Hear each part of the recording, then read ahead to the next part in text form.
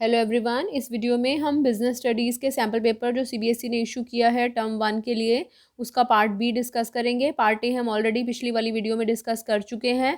Part A और part B से क्या मतलब है? पार्ट ए में 24 क्वेश्चंस थे जिसमें से कि हमें 20 क्वेश्चंस करने थे जो हम ऑलरेडी डिस्कस कर चुके हैं। अब पार्ट बी में फिर हम 24 क्वेश्चंस डिस्कस करेंगे जिसमें से कि हमें 20 क्वेश्चंस डिस्कस करने हैं। बहुत ही अच्छा सैम्पल पेपर है जो सीबीएसई ने इशू किया है। बस दुख की बात यह है कि ये सैम्पल पेपर केवल इंग्लिश मीडियम में अवेलेबल है, हिंदी मीडियम में सीबीएसई ने इशू ही नहीं किया है और कहीं पर भी उपलब्ध नहीं है, तो इसलिए इसको यहाँ पर डिस्कस किया गया है। ध्यान से देखो और समझो। शुरू करते हैं part B. Question number 25। Bharat ने अत्यधिक विकसित जियो इमेजिंग सैटेलाइट लॉन्च किया है। इसकी सहायता से बॉर्डर, पड़ोसी देशों तथा उपमहाद्वीपों पर आसानी से नजर रखी जा सकती है। यह सैटेलाइट बाढ़ और तूफान के भी सही समय का आकलन कर सकता है। यह व्यावसायिक पर्यावरण का कौन सा आयाम है? कौन सा आयाम बताने से पहले बेटा हमें ये पता होना चाहिए व्यावसायिक पर्यावरण के कितने आयाम होते हैं? 5। कौन कौन से? सामाजिक, आर्थिक, तकनीकी, राजनैतिक और विधिक। इनमें से कौन सा आयाम है जो इन नई नई टेक्नोलॉजीज के बारे में बात करता है? क्या होना चाहिए इसका आंसर? सी, तकनीकी आयाम। कभी कभी तकनीकी आयाम को विधिक आयाम भी लिखा हुआ मिल जाता है। Question number 26। नियोजन का कौन सा चरण? जैसे ही उसने बोला नियोजन का कौन सा चरण, यानी कि हमारे दिमाग में पूरी नियोजन प्रक्रिया आ जानी चाहिए। नियोजन का कौन सा चरण इस चरण से पहले आता है, यानी कि कोई स्टेप वो आपको बताएगा, उससे पहले वाला स्टेप बताना है आपको नियोजन प्रक्रिया का। तो उसके लिए आपको नियोजन प्रक्रिया पूरी पता होनी चाहिए। तो नियोजन का कौन सा चरण इस चरण से पहले आता है जिसमें प्रबंधक भविष्य के लिए कुछ अवधारणाएं बनाता है? पहले तो ये बताइए नियोजन प्रक्रिया का वो कौन सा चरण होता है जिसमें प्रबंधक भविष्य के लिए कुछ अवधारणाएं बनाता है जो कि भविष्य की योजनाओं का भौतिक आधार बनती है। भौतिक आधार बनती है, क्या कहलाता है वो? विकासशील आधार। और विकासशील आधार से आने वाला पहला चरण कौन सा होता है? याद करो। ये नियोजन प्रक्रिया थी जो हमने पढ़ी थी। अगर याद नहीं है, नीचे डिस्क्रिप्शन बॉक्स में हर क्वेश्चन से रिलेटेड वीडियो के डिस्क्रिप्शन नीचे दिया हुआ है, लिंक को क्लिक करके उसको देख सकते हो। ये नियोजन प्रक्रिया हमने डिस्कस किया था। विकासशील आधार, इससे पहले वाला चरण क्या हुआ? उद्देश्यों का निर्धारण। तो क्या हुआ इस क्वेश्चन का आंसर?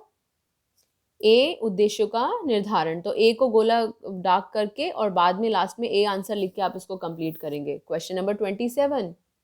विपणन प्रबंध दर्शन की उस अवधारणा को पहचानिए जिसमें उत्पाद की उपलब्धता तथा क्रय क्षमता को संगठन की सफलता का साधन माना जाता है। उत्पाद की उपलब्धता, ज़्यादा से ज़्यादा उत्पाद मार्केट में उपलब्ध हो। ज़्यादा से ज़्यादा प्रोडक्ट मार्केट में कब उपलब्ध होगा? जब हम ज़्यादा से ज़्यादा उत्पादन करेंगे, प्रोडक्शन करेंगे। तो विपणन की कौन सी अवधारणा है? उत्पादन की अवधारणा, क्योंकि इस अवधारणा में हम ज्यादा से ज्यादा उत्पादन पर जोर देते हैं। So what is the answer for this question? A, उत्पादन की अवधारणा। Question number 28। JNK यानी कि जम्मू एंड कश्मीर को फिल्म की शूटिंग के लिए आकर्षण का एक प्रमुख केंद्र बनाने के उद्देश्य से JNK फिल्म पॉलिसी 2021 में फिल्म निर्माताओं को बहुत से प्रलोभन दिए जा रहे हैं, जैसे सब्सिडी, कम ब्याज दर, कर में छूट आदि। इस कदम से स्थानीय कलाकारों को काम मिलेगा, साथ ही यह व्यावसायिक संगठनों को भी लाभ पहुंचाएगा। ये जो कदम है व्यावसायिक संगठनों को भी फायदा पहुंचाएगा। तो यहाँ पर व्यावसायिक पर्यावरण का कौन सा आयाम वर्णित है? यानी कि अगर जम्मू एंड कश्मीर पॉलिसी 2021 आती है तो इस वजह से फिल्म निर्माताओं को फायदा हो रहा है, कलाकारों को फायदा हो रहा है, आसपास के लोगों को फायदा हो रहा है। तो ये व्यावसायिक पर्यावरण का कौन सा आयाम है जिस वजह से ये सारी बातें हो रही हैं? देखिए क्या क्या चेंजेस आ रहे हैं। सब्सिडी, ब्याज में दर, मूल्य वृद्धि दर, कर में छूट, ये सब चीजें हमारे कौन से आयाम में आती हैं? आर्थिक आयाम में। सो व्हाट इज द आंसर? आर्थिक आयाम। Question number 29। क्वेश्चन नंबर 29 क्या कहता है? टॉपर ग्रुप सेमीकंडक्टर बनाने के व्यवसाय में प्रवेश करने पर विचार कर रहा है। कंपनी के पास पहले से ही कई सारे प्रोजेक्ट्स हैं, जैसे कि इंटरनेट, 5G व्यवसाय आदि। अब वह अपने व्यवसाय को और बढ़ाना चाहता है। अंडरलाइन द वर्ड, बढ़ाना चाहता है। प्रबंध किस आर्थिक उद्देश्य की पूर्ति का प्रयास कर रहा है? कौन सा आर्थिक उद्देश्य है प्रबंध का, या प्रबंध का कौन सा संगठनात्मक उद्देश्य है जिसकी पूर्ति के लिए प्रबंध ये काम कर रहा है? हमने पढ़े थे प्रबंध के आर्थिक उद्देश्य, या उन्हें हम संगठनात्मक उद्देश्य भी कहते हैं। जीवित रहना, बढ़ोतरी करना, लाभ कमाना या कुशलता। वैसे तो अगर हम इसको देखेंगे, ध्यान से क्वेश्चन को पढ़ेंगे तो हम एकदम से आंसर पे भी पहुंच जाएंगे, लेकिन एक बार रिवाइज करते हैं हमने कौन कौन से आर्थिक या संगठनात्मक उद्देश्य पढ़े हैं प्रबंध के। 3। कौन कौन से? जीवित रहना, जब हमारी आय और हमारी लागत बराबर रहे। लाभ कमाना, जब हमारी आय बढ़ जाए हमारी लागत से। और बढ़ोतरी करना, जब हम विकास की ओर अग्रसर हो, हमारे कर्मचारियों की संख्या बढ़े, हमारी बिक्री बढ़े, हमारा पूंजी निवेश बढ़े। तो यहाँ पर इन तीनों में से कौन सा उद्देश्य है? बी, बढ़ोतरी करना। Question number 30। उत्पाद लागत मूल्य का न्यूनतम स्तर निर्धारित करता है, यानी कि प्रोडक्ट को बनाने में जो कॉस्ट आ रही है वो मिनिमम प्राइस है, कम से कम उतना तो हम रखेंगे ही रखेंगे। और उत्पाद की उपयोगिता और उसकी मांग। उत्पाद की उपयोगिता मतलब वो चीज़ हमारे कितने काम की है और बाजार में उसकी कितनी डिमांड है, और डिमांड की लोच, फ्लेक्सिबिलिटी उस मूल्य का अधिकतम स्तर निर्धारित करती है। मैक्सिमम वो कहाँ तक जा सकता है, ये आपने इको में भी ज़रूर पढ़ा होगा बेटा। इसलिए यदि मांग बेलोच है, मांग बेलोच का मतलब है प्राइस कितना भी कम हो जाए तब भी हम उतना ही डिमांड करते रहेंगे, प्राइस कितना भी ज़्यादा हो जाएगा तब भी हम उतना ही डिमांड करते रहेंगे। तो अगर मांग बेलोच है तो मूल्य के बढ़ने पर कुल आगम को क्या होगा? मांग बेलोच होने का मतलब है कि ढीठ है, डिमांड जो है वो ढीठ है, सामान मांगने वाले लोग ढीठ हैं। तुम प्राइस कितना भी बढ़ा लो तब भी वो मांगते रहेंगे, और प्राइस कितना भी कम कर लो तब भी वो उतना ही मांगेंगे। तो कंपनी क्या करेगी? हमेशा डेफिनेटली प्राइस कम रखेगी या ज़्यादा रखेगी? डेफिनेटली प्राइस ज़्यादा रखेगी। और जैसे ही प्राइस बढ़ेगा तो क्या लोग उसकी डिमांड करनी कम कर देंगे? बिल्कुल भी नहीं, लोग जो डिमांड करते आ रहे हैं वो डिमांड करते रहेंगे। इसलिए हमारा जो रेवेन्यू है, वो जो आगम है, वो हमारा क्या हो जाएगा? बढ़ जाएगा। तो इसका आंसर क्या है? कुल आगम बढ़ेगा। सो उत्पाद लागत, अगर हमारी मांग बेलोच है तो मूल्य के बढ़ने पर हमारा कुल आगम जो है वो बढ़ेगा। So what is the answer to question number 30? A, बढ़ेगा। शुरू में 24 क्वेश्चंस डिस्कस करे थे, 24 में से कितने क्वेश्चंस करने हैं आपको? 20। अभी अगले 24 क्वेश्चंस डिस्कस कर रहे हैं, इन 24 में से भी कितने क्वेश्चन करने हैं आपको? 20। हम कहाँ तक पहुंच चुके हैं? 30 क्वेश्चंस तक पहुंच चुके हैं। अभी तक 30 में से कितने क्वेश्चन के आंसर्स आपको आते हैं और नहीं आते हैं, तो कितने आपने अच्छे से याद कर लिए हैं, नीचे कमेंट बॉक्स में कमेंट करके बताओ। Question number 31। किसी विभाग में सदस्य स्वेच्छा से, स्वेच्छा मतलब अपनी इच्छा से, एक दूसरे से सहयोग करते हैं, और समन्वय इस सहयोग की भावना को दिशा निर्देश करता है। यानी कि अपने आप तो वो एक दूसरे का सहयोग करते ही हैं, लेकिन हम समन्वय से भी उनको जोड़ते हैं। तो इन पंक्तियों में समन्वय की कौन सी विशेषता है? इसके लिए हमें समन्वय की सारी विशेषताएं पता होनी चाहिए। सभी प्रबंधकों का दायित्व है? ऐसा तो नहीं लगता है इसमें। सोचा समझा कार्य है? बेशक लोग स्वेच्छा से करते हैं, फिर भी हम उसको समन्वय का प्रयोग करने की कोशिश करते हैं वहां पर। कार्यों में एकता लाता है या निरंतर चलने वाली प्रक्रिया है? तो इसका आंसर क्या है? बी, समन्वय एक सोचा समझा कार्य है। 32। सही विकल्प का चुनाव कीजिए। आपको दो ऑप्शंस दिए गए हैं, इसमें से आपको इन कथनों को पढ़ने के बाद में आपको ऑप्शंस दिखाएंगे, क्या क्या ऑप्शंस हैं उसमें से आपको चूज करना है। पहला है, जवाबदेही का अंतरण किया जा सकता है। क्या आप जवाबदेही का अंतरण कर सकते हैं? बिल्कुल नहीं। कथन नंबर 2, उत्तरदायित्व का पूर्णतः अंतरण किया जा सकता है। आपको किसी ने कोई काम सौंपा, आपने किसी और को पकड़ा दिया, कंप्लीटली आपने किसी और को पकड़ा दिया। क्या कंप्लीटली हमेशा ऐसा हो सकता है? नहीं। अब देखते हैं ऑप्शंस क्या है। कथन 1 सही तथा कथन 2 गलत है, ऐसा तो नहीं है। कथन 2 सही तथा कथन 1 गलत है, ऐसा भी नहीं है। दोनों कथन सही हैं, बिल्कुल भी नहीं। दोनों कथन गलत हैं, बिल्कुल ठीक। सो इसका आंसर है डी, कि दोनों ही कथन हमारे गलत हैं। Question number 33। Radha cycle limited के सीईओ, राधा साइकिल लिमिटेड एक कंपनी का नाम है, इसके सीईओ अपने कर्मचारियों से प्रतियोगी लागत पर अधिकतम उत्पादन चाहते हैं। वो चाहते हैं लोग ज़्यादा से ज़्यादा प्रोडक्शन करें, कम से कम कॉस्ट पे ज़्यादा से ज़्यादा प्रोडक्शन हो सके। जबकि रमाकांत जो कि एक कर्मचारी हैं, वो कम से कम काम करके अधिकतम वेतन चाहते हैं। दोनों की अपनी खींचातानी है। अधिकारी चाहता है लागत कम आए और ये लोग ज़्यादा से ज़्यादा काम करें। अधीनस्थ चाहता है मैं कम से कम काम करूं और ज़्यादा से ज़्यादा वेतन प्राप्त करूं। यहाँ प्रबंध के किस सिद्धांत की अवहेलना की जा रही है? सामूहिक हितों के लिए व्यक्तिगत हितों का समर्पण, कर्मचारियों का प्रतिफल, अनुशासन या व्यवस्था। देखते हैं एक एक का क्या मतलब है। हमने सामूहिक हितों के लिए व्यक्तिगत हितों के समर्पण में पढ़ा था कि संगठन का हित सर्वोपरि होता है और जैसे कि संगठन का हित है लाभ में बढ़ोतरी करना, हर व्यक्ति का हित है वेतन में बढ़ोतरी करना, लेकिन हमेशा हमें संगठन के हित को ऊपर रखना चाहिए और व्यक्तियों को अपने हित को नीचे रखना चाहिए। तो क्या होना चाहिए इस क्वेश्चन का आंसर? सामूहिक हितों के लिए व्यक्तिगत हितों का समर्पण नहीं कर रहे हैं वो लोग, और इसलिए संगठन में इस सिद्धांत का पालन नहीं हो रहा है। तो आंसर है ए, सामूहिक हितों के लिए व्यक्तिगत हितों का समर्पण। क्वेश्चन नंबर 34, संगठन प्रक्रिया के चरणों को सही क्रम में लगाएं। पहले तो हमें पता होना चाहिए संगठन प्रक्रिया के चरण है क्या क्या। सबसे पहला चरण क्या है? कार्य की पहचान और विभाजन। दूसरा, विभागीकरण। तीसरा, कर्तव्यों का निर्धारण। और चौथा, रिपोर्टिंग संबंध स्थापित करना। याद हो जाएंगे? दोबारा से रिपीट करो। कार्य की पहचान, विभागीकरण, कर्तव्यों का निर्धारण और रिपोर्टिंग संबंध स्थापित करना। अब देखते हैं अपनी सीक्वेंस। नंबर 1, 2 कार्य की पहचान। 2 देख लो किस में आगे है, ये कट गया, ये कट गया, बी और डी बच गए। कार्य की पहचान और विभाजन के बाद में दूसरा क्या है? विभागीकरण 1। तो 2 के बाद में 1, देखो 2 के बाद में 1 यहाँ पर है, तो हमें आगे देखना ही नहीं है, हमें पता चल गया कि बी पार्ट हमारा आंसर है। 2 1 4 3, 2 1 4 3 का मतलब कार्य की पहचान और विभाजन, विभागीकरण, फिर तीसरा कर्तव्यों का निर्धारण और चौथा रिपोर्टिंग संबंध स्थापित करना। क्वेश्चन नंबर 35, करिश्मा लिमिटेड रेडीमेड कपड़ों का व्यापार करता है। उसके उत्पादन विभाग का उद्देश्य उत्पादन को 10% बढ़ाना है, लेकिन विक्रय विभाग इस उत्पादन में बढ़ोतरी को तब तक अनुमति नहीं देना चाहता जब तक कि उत्पाद में नवीनतम फैशन के अनुसार बदलाव ना हो जाए। वो चाहता है कि जो भी न्यू चेंजेस होने हैं फैशन के अनुसार वो पहले चेंजेस हो जाएं। इस प्रकार के टकराव समन्वय के निम्नलिखित महत्व को उजागर करते हैं, जिनकी सहायता से अलग अलग विभागों की क्रियाओं को जोड़ा जा सकता है। तो देखते हैं यहाँ पर समन्वय के कितने महत्व होते हैं? 3। ये 3 परिस्थितियां होती हैं, 3 सिचुएशंस होती हैं जहाँ पर समन्वय बहुत इंपॉर्टेंट हो जाता है। जब संगठन का आकार बहुत बड़ा हो, जब कार्यों में विभेदीकरण हो, अलग अलग तरह के कार्य हो, उत्पादन, विपणन, मानव संसाधन, और जब बहुत नई टेक्नोलॉजी और नए ज़्यादा जटिल तकनीकों का इस्तेमाल किया जा रहा हो। तो यहाँ पर इस क्वेश्चन में वो अलग अलग विभागों के बारे में बात कर रहा है।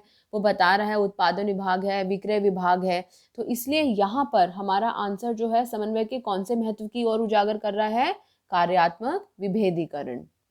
सो इस क्वेश्चन का आंसर है बी, कार्यात्मक विभेदीकरण। ये समन्वय का महत्व है जो यहाँ पर उजागर हो रहा है।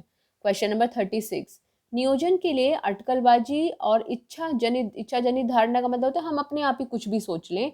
इच्छा जनित धारणा की अपेक्षा तार्किक और नियमित विचारधारा की आवश्यकता होती है। तार्किक मतलब लॉजिकल, सोच समझ के इसकी आवश्यकता होती है। इस कथन में नियोजन की निम्नलिखित विशेषता की ओर इशारा किया गया है। इनमें से कौन सी विशेषता है?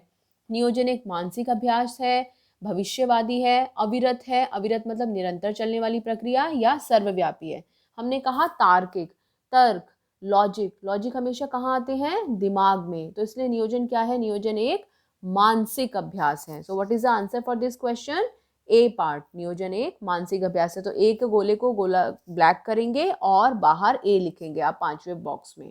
क्वेश्चन नंबर 37, सिलिको लिमिटेड ने श्री शक्ति लिमिटेड के राजन बहल को अपना उप प्रधान चुना है। उनका मुख्य कार्य क्या होगा? अपना उप प्रधान चुना है, पहले तो हमें पता होना चाहिए उप प्रधान प्रबंध के कौन से स्तर पर कार्यरत होता है। कौन से स्तर पर कार्यरत है? उच्च स्तर पर। अब देखते हैं प्रबंध के उच्च स्तर के कार्य क्या क्या होते हैं। संगठन के लक्ष्य और व्यूहरचना को तैयार करना, कल्याण और निरंतरता के लिए कार्य करना, विभिन्न तत्वों और विभागों में समन्वय स्थापित करना, व्यवसाय के कार्यों का समाज पर क्या प्रभाव पड़ रहा है इन सब चीज़ों को देखना, एटसेट्रा। आ गया हमारा पॉइंट, विभिन्न तत्वों और विभागों में समन्वय स्थापित करना। यही पॉइंट हमारा यहाँ 4 ऑप्शंस में से दिया हुआ है। अगर याद ना हो प्रबंध के कार्य बेटे, नीचे वीडियो दे रखी है डिस्क्रिप्शन बॉक्स में, उस लिंक को क्लिक करके ये प्रबंध के कार्य रिवाइज कर लेना ज़रूर। उच्च स्तर, मध्य स्तर, परिचालन स्तर, हर स्तर के कार्य आप अच्छे से रिवाइज कर लेना। So what is the answer for this question? A, विभिन्न तत्वों में एकता और विभिन्न विभागों के कार्यों में सामंजस्य स्थापित करना। नाउ क्वेश्चन नंबर 38, वह विपणन प्रबंध दर्शन की कौन सी अवधारणा है जो इस बात पर जोर देती है कि कोई भी कार्य जो मानवीय आवश्यकताओं को पूरा करता हो लेकिन सामाजिक, नैतिक एवं प्राकृतिक पक्षों के विरुद्ध हो, उसे न्यायोचित नहीं ठहराया जा सकता। यानी कि समाज के अगेंस्ट है, मानवीय आवश्यकताओं की तो पूर्ति कर रहा है, लेकिन हम समाज की तरफ ध्यान नहीं दे रहे हैं। ये विपणन प्रबंध की कौन सी अवधारणा है? विपणन प्रबंध दर्शन की वीडियो भी नीचे डिस्क्रिप्शन बॉक्स में दे रखा है लिंक, क्लिक करके उसको रिवाइज कर लो। देखिए विपणन प्रबंध की कौन सी अवधारणा है ये है विपणन प्रबंध की सामाजिक अवधारणा। क्यों है ये विपणन प्रबंध की सामाजिक अवधारणा? क्योंकि ये ग्राहक संतुष्टि और समाज कल्याण दोनों पर जोर देती है। वो ये नहीं कहती कि केवल ग्राहक संतुष्ट हो, वो ये भी कहती है कि ग्राहकों के साथ साथ समाज का भी कल्याण होना चाहिए। सो क्वेश्चन 38 का आंसर हुआ सी, विपणन की सामाजिक अवधारणा। क्वेश्चन नंबर 39, हाल ही में रवि ने एक मार्केटिंग फर्म में विक्रय प्रबंधक के पद को संभाला है। विक्रय प्रबंधक, सेल्स मैनेजर बने हैं वो। कंपनी में पहले ही दिन जो ओरिएंटेशन प्रोग्राम हुआ, जिसे कि हम अभिविन्यास कार्यक्रम भी बोलते हैं, इसमें कंपनी के सीईओ ने रवि को बताया कि उसे प्रबंध के सभी कार्यों को, प्रबंध के सभी कार्यों का मतलब प्रबंध के कितने कार्य होते हैं? 5। कौन कौन से? नियोजन, संगठन, नियुक्तिकरण, निर्देशन और नियंत्रण, इन सभी कार्यों को साथ साथ करना होगा। सभी कार्य चलते रहेंगे लगातार घड़ी की सुई की तरह। तो यह प्रबंध की कौन सी विशेषता है? क्या है प्रबंध? एक निरंतर चलने वाली प्रक्रिया है, सर्वव्यापी है, बहुआयामी है या उद्देश्यपूर्ण है? घड़ी की सुइयों की तरह चलते हैं सारे कार्य। क्या है इसका आंसर? ए, प्रबंध एक निरंतर चलने वाली प्रक्रिया है। क्वेश्चन नंबर 40, चिकित्सा अथवा कानून के पेशे में डॉक्टर या वकील के पास वैध डिग्री का होना आवश्यक है। यानी कि अगर आपके पास में एमबीबीएस की डिग्री नहीं है तो आप डॉक्टर नहीं कहलाएंगे, अगर आपके पास में एलएलबी की डिग्री नहीं है तो आप वकील नहीं कहलाएंगे। लेकिन विश्व में कहीं भी प्रबंधक के लिए कोई डिग्री विशेष कानूनी रूप से अनिवार्य नहीं है। ये पेशे की कौन सी विशेषता है? अवरोधित प्रवेश, नैतिक आचार संहिता, पेशागत परिषद या भलीभांति परिभाषित ज्ञान समूह। अवरोधित प्रवेश का मतलब क्या होता है? केवल वही व्यक्ति इस पेशे में एंटर कर सकता है जिसके पास में वो विशेष डिग्री है। So what is the answer for this question? A, अवरोधित प्रवेश, इंग्लिश में रेस्ट्रिक्टेड एंट्री। क्वेश्चन नंबर 41, किसी अमुक योजना का, अमुक मतलब कोई भी XYZ, किसी अमुक योजना का बदली हुई परिस्थितियों में अनुसरण करना संस्थान के हित में नहीं होता। हो सकता है कि पर्यावरण बदल रहा है, उन परिस्थितियों में योजना हमारी काम नहीं कर पा रही है।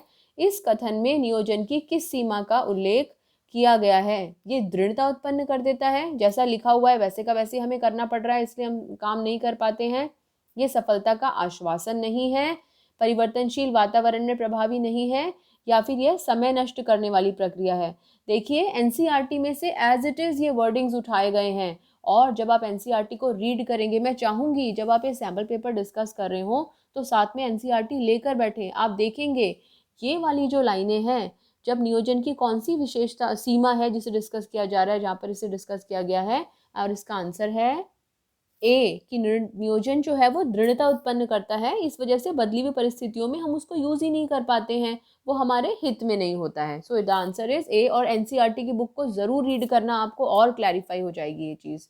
क्वेश्चन नंबर 42, वैज्ञानिक प्रबंध की कौन सी तकनीक विनिर्मित भाग एवं उत्पादों को परस्पर बदल लेने की योग्यता स्थापित करने के उद्देश्य से प्रयोग की जाती है? हमने डिस्कस किया था जब वैज्ञानिक प्रबंध की अलग अलग तकनीकें हमने बेटा वहां पर डिस्कस की थी, तो मैंने आपको एग्जाम्पल भी दिया था कि कई बार हम स्विच बोर्ड में स्विच लगाना चाहते हैं, उसी पर्टिकुलर कंपनी का स्विच होगा तो बिल्कुल एज इट इज फिट हो जाएगा। परस्पर बदल लेने की योग्यता मतलब एक पीस हटाते हैं दूसरा लगाते हैं, बिल्कुल सेम वही बैठता है।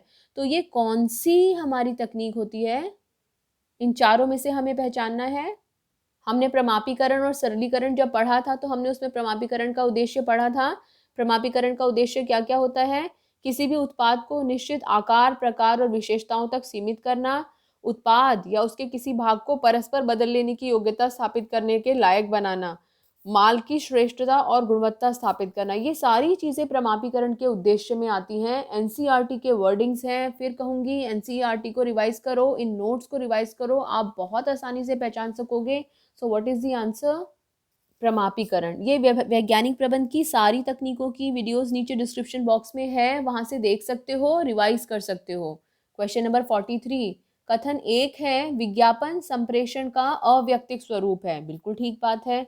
कथन नंबर 2, विज्ञापन में प्रतिपोषण की यानी कि फीडबैक की कमी होती है। हम विज्ञापन देख तो सकते हैं लेकिन हम एकदम से फीडबैक नहीं दे पाते हैं, ये भी बात सही है। अब हमें सही विकल्प का चुनाव करना है। कथन एक सही है, 2 गलत है, ऐसा तो नहीं है। कथन 2 सही है, 1 गलत है, ऐसा भी नहीं है। दोनों कथन सही हैं ऐसा हमें लगता है कि दोनों कथन सही हैं। दोनों कथन गलत हैं? बिल्कुल नहीं। So what is the answer?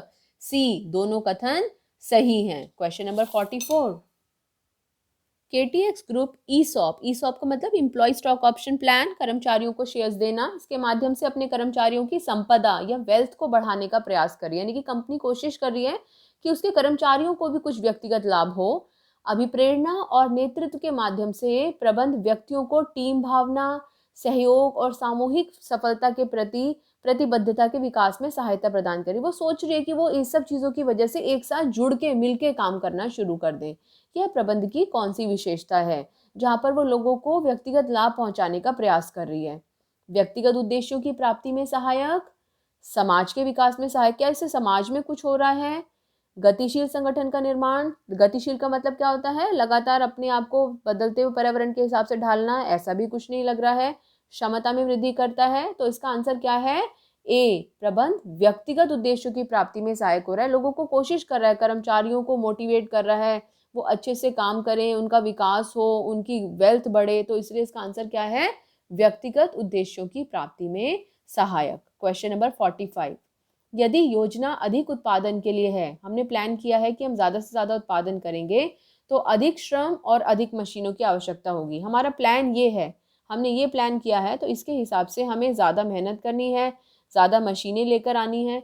तो इस उद्देश्य की पूर्ति के लिए काम करने और मशीनें क्रय करने के लिए और अधिक बड़े संगठन की आवश्यकता होगी, हमें और बड़ा संगठन बनाना होगा। यह नियोजन प्रक्रिया के किस चरण का उल्लेख है? हमने प्लान तो कर लिया था, लेकिन उस प्लान को एग्जीक्यूट करने के लिए अब हमें ये सारे काम करने हैं।